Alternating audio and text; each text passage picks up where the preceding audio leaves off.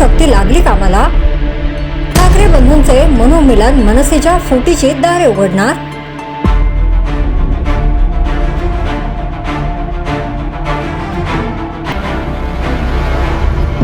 महाराष्ट्राच्या राजकारणात ठाकरे हा ब्रँड आहे. शिवसेनेत पडलेली फूट हे ब्रँड संपवण्यासाठीचा एक प्रयत्न होता. मात्र लोकसभा निवडणुकीच्या निकालाने हा ब्रँड शाबूत असल्याचे सिद्ध झाले. त्यानंतर 6 महिन्यात वारे फिरले आणि विधानसभेच्या निवडणुकीनंतर या ब्रँडवर काजळी चढली.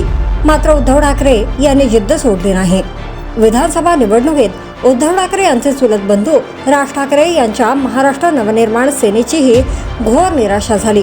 राजकीयदृष्ट्या 19 वर्षांपूर्वी विभक्त झालेले हे दोन बंधू एकत्र येणार अशी चर्चा पुन्हा सुरू झाली आहे. हे खरे ठरले तर मनसेमध्ये फूट पाडण्याचा धोका निर्माण झाला आहे. ठाकरे बंधूंचे मनोमिलन होणार अशी साधी चर्चा सुरू झाली तरी लोक कान टवकारून ते ऐकतात.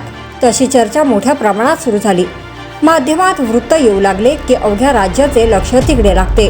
गेल्या 3 दिवसांपासून राज्यात अशीच परिस्थिती आहे. महाराष्ट्राच्या भल्यासाठी मतभेद विसरून एकत्र यायला तयार आहे असे राज ठाकरे यांनी सांगताच उद्धव ठाकरे यांनीही सकारात्मक प्रतिसाद दिला.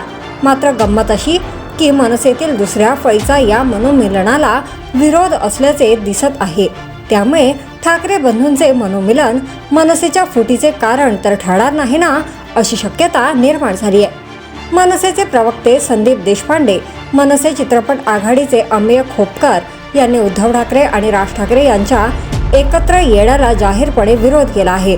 अशी अभद्र युती होऊ नये अशी पोस्ट खोपकर यांनी समाज माध्यमात केली. त्यावर जवळपास 400 प्रतिक्रिया आल्या आहेत. त्यापैकी बहुतांश युजर्सनी खोपकर यांच्या भूमिकेचा विरोध केला. ठाकरे बंधू एकत्र आले की काही जणांचे दुकान बंद पडणार, त्यामुळे ते विरोध करतात, अशाही प्रतिक्रिया या पोस्ट खाली आहेत. संदीप देशपांडे यांनीही दोघा बंधूंच्या मनोमिलनाला कडाडून विरोध केलाय. राज आणि उद्धव यांनी एकमेकांना टाळी दिल्यानंतर भाजप आणि एकनाथ शिंदे यांच्या शिवसेनेच्या पोटात गुळ आलाय.